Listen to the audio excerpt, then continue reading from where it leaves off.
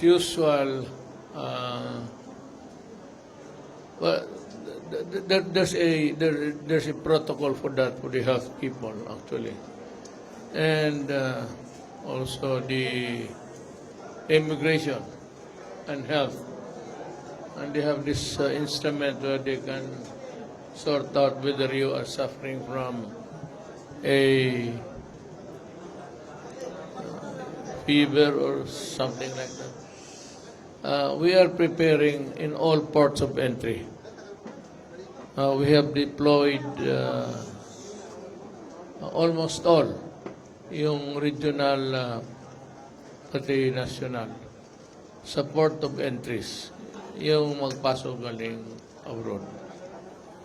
Our preparation is the same. There is no non-vaccine. This is a mysterious disease, and we are just preparing maybe for the worst. We can marshal what we have, but what we do not know, we are at a loss really of what to do. Just like other nations now. Not yet at this time. As a matter of fact, there is no known transmission from human to human na galing China. Could be,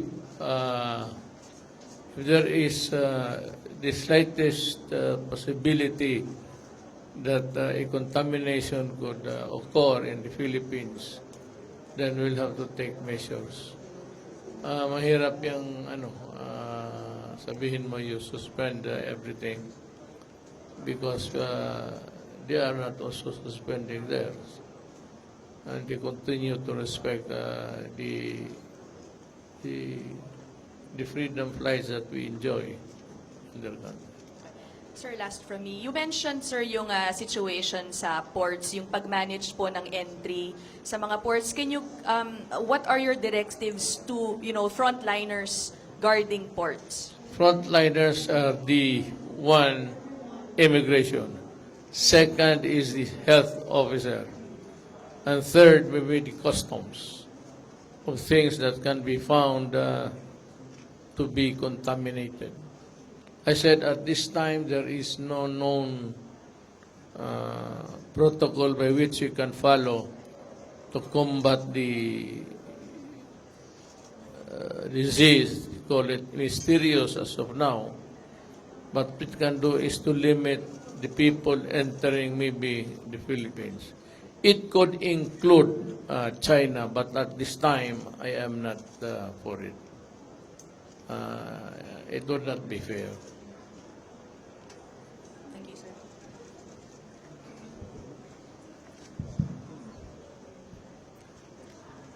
May plans po ba to repatriate Filipinos from Wuhan considering na over 100 na po yung namatay and more than 6,000 na po yung infected nung novel coronavirus? At this Wuhan? From Wuhan, China, sir. Yes, that's a place. But that place is really, admittedly, by all as contaminated. And it is locked down in the sense that no one there from that place can go out. And the other, it is practically like a prison where you cannot move around or get out of the place. They are discouraging movement even in the place itself. Avoid contacts. Because that's avoid contamination. So, hindi po natin i-ask yung Chinese authorities to i-allow us na i-repatriate yung Filipinos po.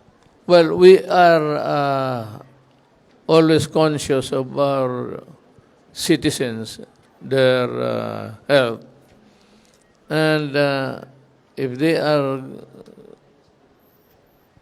going home, we are ready to ferry them back to the Philippines. But all precautions must be in place. Maybe the spraying of the entire plane from the landing gear up to the rooftop or whatever, I leave it to the proper authorities to do that.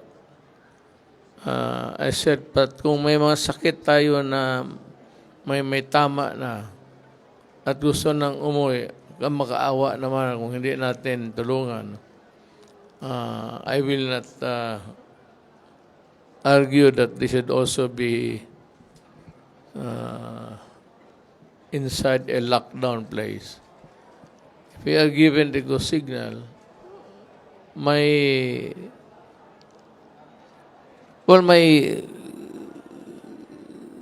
thinking is that we'll just have to go there and rescue them.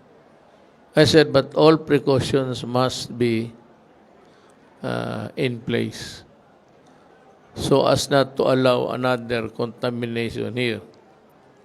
It's easy for a contamination to spread from people to people. Hindi pa nila alam kung ano tong yawa na ito. Good evening, Mr. President. I am Jen from Manila Bulletin. Sir, on your U.S. trip, have you informed U.S. President Trump about your decision to decline the invitation to attend the summit? And who will represent you to the summit instead? I think by this time, our Foreign Office must have advised China that I'm not going. And they do not want proxies there. That's what I've noticed when a head of state is absent. His chair remains empty. Nobody sits there. So wala siguro. Wala akong maituro na proxy ko who will act as proxy.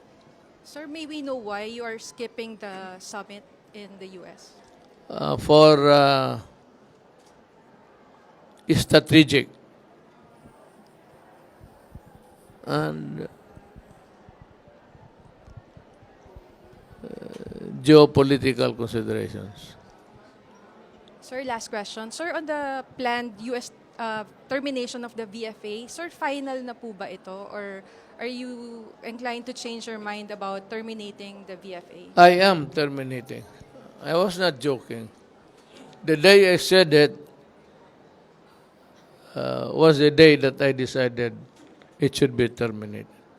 Alam mo, sabi nila na it's subject to my whim, yung capriccio. No. It started when they mentioned about the resolution in the U.S. Senate. They were trying to figure out who would be the persons who will be barred from entering. Noon pa lang, yung utak ko gumagalaw na. Ganon ako eh. Hindi naman ako naghihintay. I just announced late. Kaya pinapauna kong tao. Pero at that time, I have decided that if they do this, and I will do it not only for De La Rosa, but for every Filipino.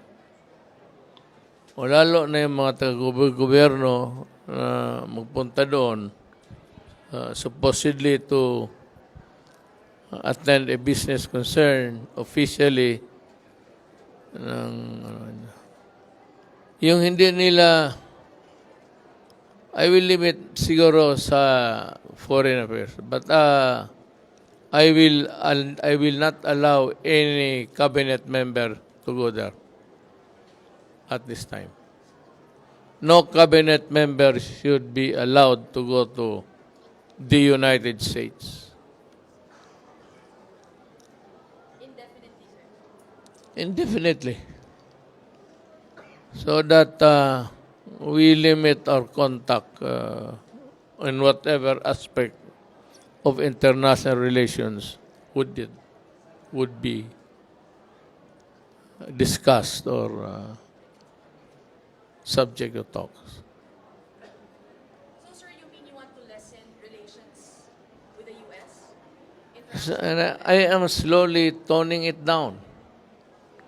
And I said, as a corollary, of De La Rosa's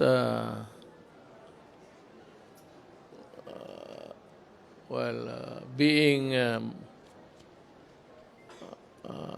his canceled visa, para sa akin, lahat na lang.